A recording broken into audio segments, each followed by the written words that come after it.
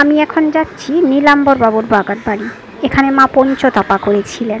চারদিকে চারটি ধুনি জেলে মাথার উপর সূর্য, অর্থাৎ 5টি অগ্নিকুণ্ড, এইভাবে করে মা ধ্যানে বসেছিলেন সকাল থেকে সন্ধে 5 দিন এইভাবে বসেছিলেন। আর এইখানেই বেলুড় মঠে এলে মা এখানেই থাকতেন। বেলুড় মঠে আসতে গেলে জেটিঘাট থেকে নেমে আমরা বাম দিকে একটা গলি দেখতে পাই, যেটি বেদ বিদ্যালয় ওখানেই আছে।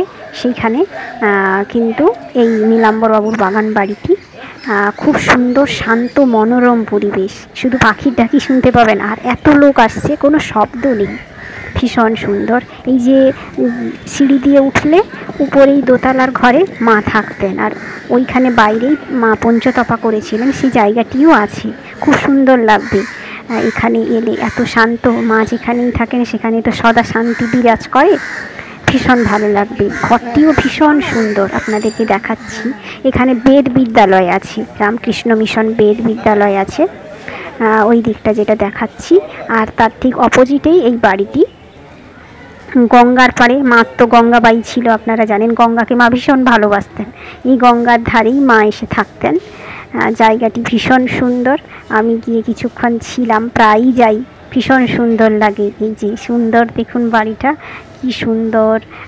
টালির ছাউনি, আবার উপরে ওই দোতলার ঘরেই মা থাকতেন, ভীষণ সুন্দর লাগে। আপনারা এখানে আসবেন, খুব ভালো লাগবে।